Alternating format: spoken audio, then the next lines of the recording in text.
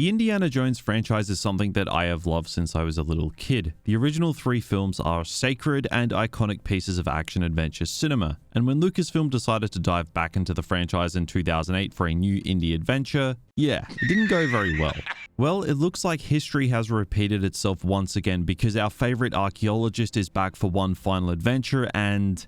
yeah, this franchise should have ended in 1989. A fitting end with Indy literally riding off into the sunset, but no, we now have 2 confirmations that this franchise has run its course, because as if Kathleen Kennedy wasn't hellbent enough on ruining Star Wars, she seemingly managed to drive the Indiana Jones franchise into the ground as well. Now, I'm going to be completely honest, I had so much copium flowing through my veins during the marketing for Dial of Destiny. As an Indiana Jones fanboy, I wasn't willing to accept that the last time we see Harrison Ford playing this iconic character that it would be a disappointment. But the trailers were worrying, but I let my fanboyism take over in the hope that it would be good. But I got to the halfway point of Dial of Destiny and I thought to myself, I am bored.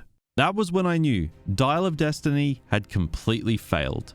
Everything down to the implementation of one of cinema's most iconic characters, to the typical Disney trollop flooding our screens, to running a beloved franchise into the ground. Indiana Jones 5 is a raging disappointment, and we're going to go in deep on why Dial of Destiny is complete garbage. So Indiana Jones and the Dial of Destiny. Oh boy.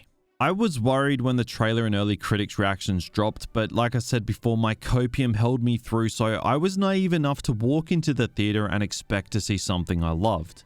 As you can imagine, my disappointment is immeasurable and my day is ruined. I wanted to be sitting here gushing over how great of a final send-off this was for one of cinema's most iconic characters. But one of the biggest issues this film has is it is just boring. It drags. It is too long. The original 3 indie films all went for 2 hours, give or take. And as a result of the good pacing, the entertaining sequences, they are amongst the most enjoyable watches that you can have. Dial of Destiny goes for over 2.5 hours and you feel every extra minute of that runtime. Even some of the action sequences are genuinely boring, which boring action sequences in an Indiana Jones film, that's a crime against humanity. The best sequence of this entire film is in the first 20 minutes, where we get the flashback train sequence of Indy first coming into contact with the film's MacGuffin, meeting the villain Voller, and establishing Toby Harold's Basil Shaw, who comes into play later. It's pretty sad when the best thing this film does is a 20-minute flashback sequence with a distractingly de-aged Harrison Ford clogging up your screen. Is it entertaining? Yes, but all it does is highlight why the rest of the film just doesn't work. The first 20 minutes of this film artificially recaptures the Indiana Jones of old, and oddly enough, it's what most people are praising as the film's best sequence. But then you transport to the modern day, and this is where Dial of Destiny falls apart. We're in 1969, Indy is on the verge of retirement, he's a broken old man who complains about his neighbor's music being too loud, and he seems to have nothing more to live for. Because him and Marion are now divorced due to complications from the death of their son, Mutt, during his service in Vietnam. So it's the typical modern Hollywood bring back the iconic beloved character, have him as a rundown shell of his former self, and have the spry young replacement injected into the story to inevitably not latch onto as the viewer and hate. Now I'm going to go heavily into that specific element a little later in the video, as it's a key reason as to why this film just doesn't work, and I'm giving it its entire section of the video. But I just wanted to establish that issue early on. So anyway, we get introduced to Helena Shaw, played by Phoebe Waller-Bridge, Indy's previously not mentioned goddaughter from his previously not mentioned friend. Her presence in this film felt completely unfocused and ultimately kind of pointless. She's not a good person necessarily, she's a shady individual that basically goes against everything Indy stands for, but when the script calls for it, she's a good person. It's very manipulative. This character was completely all over the place with conflicting ideas who, to be honest, seemed to be a different character with every passing scene. Never mind having her be set in her selfish materialistic ways and then through adversity have her more aligned with Indy's values, giving her an arc. No, she's just a complete mess of a character. And one of the things with this character that seriously annoyed me, especially as a Temple of Doom fan, was the implementation of Short Round from Wish. I mean, Teddy. I think that's his name. They literally describe how Helena and Budget Short Round meet and why they're still together, and it's literally the exact same thing that Indy explains to Willie in Temple of Doom. So they clearly tried to do that again here, but the thing that pisses in my cornflakes here is that there is like no reaction from Indy here regarding this. It's like the writers had a selective memory of what happened in Temple of Doom and wanted to borrow what worked from it without actually acknowledging that they literally copy and pasted it. Like, was Helena and Budget Short Round supposed to be some sort of on-the-nose joke, or was it just lazy writing? I honestly don't know. Anyway, Indy is sent on an adventure to stop Voller, played by Mads Mikkelsen, on his quest to retrieve the Antikythera so he can go back in time to kill Hitler and lead himself or whatever. But yes, time travel. I might as well just address it. If you thought Aliens in Crystal Skull was jumping the shark, well, time travel. Time travel! What?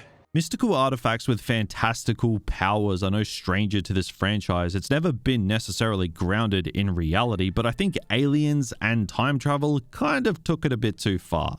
Like, they really went for it here and it didn't land. Look, I don't know why Mads Mikkelsen keeps finding himself in underwhelming roles. This dude is like S-tier caliber talent, yet he ends up playing such mid characters in okay at best films. Caecilius in Doctor Strange, Grindelwald, that dude in Chaos Walking, and now Voller. Not to mention, Voller developed magical tracking abilities halfway through this film. He notes that after being abandoned on a sinking ship in the middle of the ocean, that Indy, Helena, and Budget Short Round are heading into the opposite direction to where they should be. So he manages to take a little emergency raft, track them to their exact location, and even ambush Budget Short Round in a clearly planned kidnapping on the exact beach he happened to be walking down. Like, the writing is so lazy. I think Voller was a very mishandled character. There was potential there, but they really bottled it. Like, Belloc in Raiders, that's a good Indiana Jones villain. This is a waste of potential. Now, across the adventure, we see pretty much what you'd expect from an Indiana Jones movie, but just not the same. There's a real digital look to this film. The OG Indy movies had that filmic, gritty realism that just helped make them the adventure that we know. This time round, it's a whole lot of green screen, it's a whole lot of digital de-aged Harrison Ford or deep-faked Harrison Ford onto stunt doubles. It just feels like an artificial attempt to recapture the magic of films that came out 30 to 40 years ago. Like, I love James Mangold, who directed this film. Logan is a masterpiece. But this really felt like a sad attempt on his part to recreate that 80s Spielberg aesthetic. Like, one of the key elements that made the original film so great was that Harrison Ford did most of the stunts himself, bringing an element of authenticity to the action. Obviously, this can't happen anymore given his age, therefore Dial of Destiny loses something. Like, we see an 80-year-old Harrison Ford waddling down the hallway, and then we're supposed to believe that he's riding horses through crowds, jumping and sliding over obstacles, and the suspension of disbelief, it seriously gets tested when you watch this film on a practical level. Now, this isn't a fault of the film itself, but more so the decision to greenlight a film in a franchise with a lead so far past his action days it's not even funny. Don't get me wrong, Harrison Ford is in good shape for his age, but there's only so much you can get away with. But let's finish this part of the video up by addressing the ending. So in the final act, Voller gets his hands on the Antikythera and flies through the devil's anus. They end up way further back in time than planned, and after meeting Archimedes, who built the device, Indy decides he wants to stay there and die there. Because, you know, we can't have a male protagonist that's actually hopeful about life, and, you know, he's got to be miserable, because that's how it works now. Now, obviously, as he's been shot, the medicine of the time wouldn't save him, so Helena knocks him out, brings him back to the present day because Budget Short Round flies now, and then we're left with Indy waking up presumably days later. And then Marion walks in the door, Sala starts singing, Marion and Indy embrace with a callback to Raiders, the end. This ending did not hit for me at all. And it seems like a lot of people, even people who did like this film, actually have this problem as well. The lazy writing hits again with the ending. Helena just makes a phone call to Marion and all of a sudden everything is okay and they're together again. It's just lazy writing. So one of the biggest frustrations audiences have with modern films that bring back legacy characters from beloved franchises is the treatment of said characters. The go-to archetype these days when bringing back legacy characters is always the same. As I said earlier, you bring back the iconic beloved character, you have him as a rundown shell of his former self, have the spry young replacement injected into the story that inevitably you're not going to like. More often than not, they're female. We have seen it across many franchises, and we've seen it not work across many franchises. Dial of Destiny is just another one of those franchise films that modern writers have injected this crap into. Now, I have seen it done worse in other franchises, absolutely, but when you watch the previous Indiana Jones films, you get attached to Indy. So seeing him in the later years of his life, living miserably, how is that supposed to instill enjoyment from viewers? Why bring back a character that millions want to see just to have him be a shell of his former self because life has beaten him to a pulp? I'm not saying this isn't something that shouldn't exist, but again, it's a constant. In franchise films making the return to the big screen after years on the sidelines, this always happens. So Mutt died in between the events of Crystal Skull and Dial of Destiny, and as a result of that, Indy and Marion have divorced as it just put too much strain on their marriage, leaving Indy rotting away in his apartment all alone. So it's just typical at this point for a legacy character to have these kinds of obstacles, down on their luck, probably don't even care if they die. In fact, don't care if they die. I think the third act of this film was very clear evidence of that. It's just tiresome at this point. Now, this fallen hero archetype is a very real thing. Take a look at Top Gun Maverick as a prime example of why. Seeing Maverick back on the big screen 30 years later is awesome. He doesn't nearly carry as much cultural impact as, say, Indiana Jones. But Pete Mitchell in Top Gun Maverick wasn't this run-down, beaten old man who lost everything, who's incapable, who needs a new young replacement to get him off his ass and out of his pool of misery. No. Maverick was arguably a better character than he was in the first Top Gun. Actually, not even arguably, he was a better character in the sequel by far. And it wasn't because they did the Hollywood trope of tearing down legacy characters. No, they did the complete opposite. And would you look at that? Fans loved it, critics loved it, and it completely overachieved something chronic at the box office and delivered something better than the original. Do you seriously think that's a coincidence? I think not! Like, why does this keep happening when it's just been proven not to work so many times before? Disrespecting legacy characters leads to failure. Respecting them ends in success. It's not that hard. Studios are more than happy to use these legacy characters to market their films to gather audience interest, but when it comes to the creative process, they seem hell-bent on absolutely destroying the character. It happens way too often to just be a coincidence, and I know it's got a lot to do with the political aspect of the way Hollywood likes to formulate their films and casting these days. Bringing back beloved male characters and having new diverse ones tear them down. Like, I would be completely disingenuous to omit that from the argument here. But one thing I think we all can agree on is that we're tired of seeing beloved characters make a triumphant return to the big screen to just be this broken down version of what we once knew. Now, the second half of this fallen hero character type that these kind of films keep going for also has actually nothing to do with the character. It's the younger, new replacement character that is the other half of the problem.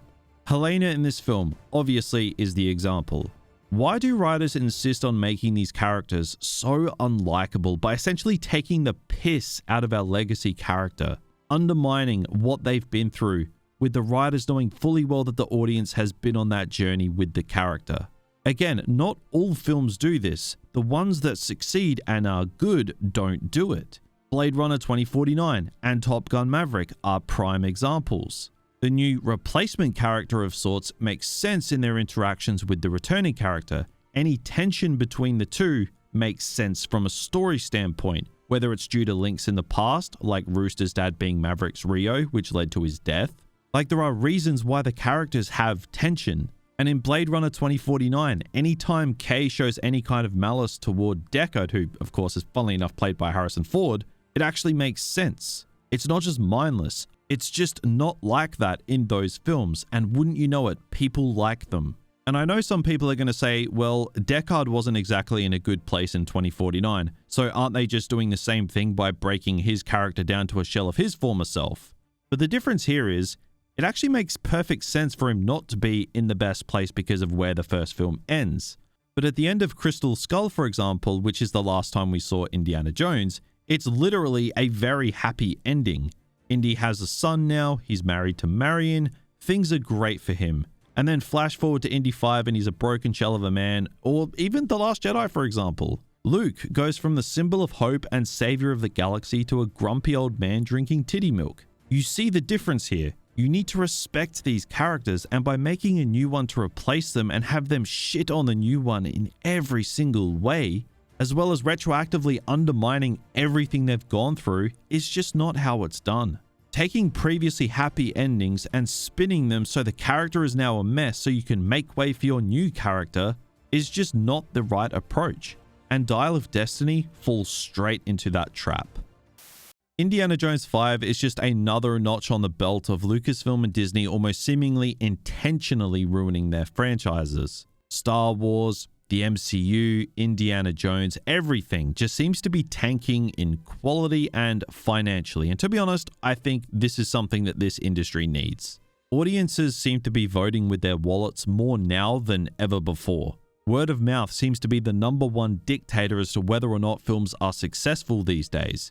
It's no surprise to me that Indy 5 is underperforming. What is a surprise to me is that the audience scores on Rotten Tomatoes are as high as they are. But I mean, to be fair, Rise of Skywalker sits at an 86% audience score, so I mean, can we really take it seriously when that dumpster fire sits that high? Not really. But Indy 5 just adds to the list of recent misses from Kathleen Kennedy. We all know she seems to be absolutely hell-bent on ruining Star Wars, and she is doing a bang-up job. But it seems like Indiana Jones is the latest victim. Because Dial of Destiny really does feel like a modern Disney movie. That's honestly just the best way to describe it, really. It's a franchise built outside of Disney with Spielberg and George Lucas at the helm. But now it's just a typical Disney movie with an out-of-touch producer and a good filmmaker that had a really bad day at the office. There were moments watching this film where I was just like, yeah, this is a Disney-fied version of what was once a great franchise. Like, what have they done? This is just a film that should never have been made. It's about 10 years too late. And I'm not really a believer in fan headcanon, but for me, this franchise ended when Indy and his dad rode off into the sunset in 1989 with The Last Crusade. It's easier to adore this franchise that way. The fact I'm even wrestling with whether or not I think Dial of Destiny is better than Crystal Skull is honestly mind-blowing to me. Seeing Marion and Sala again wasn't enough nostalgia bait to keep me happy here. Hearing John Williams' iconic score renditions synonymous with this franchise was not enough to make up for what was lacking. So, Dial of Destiny ultimately just fails to recapture the magic of the original Indiana Jones movies, with a script seemingly written by bad AI, aka modern writers, as well as the continued trope of ruining our beloved characters in order to elevate the new, far less interesting ones, to telling a story that is ultimately just a complete mess with the typical Disney modern-day BS plaguing everything released under their umbrella. Indiana Jones and the Dial of Destiny is an unfortunate but ultimately expected tragedy that is just becoming all too common with modern blockbusters.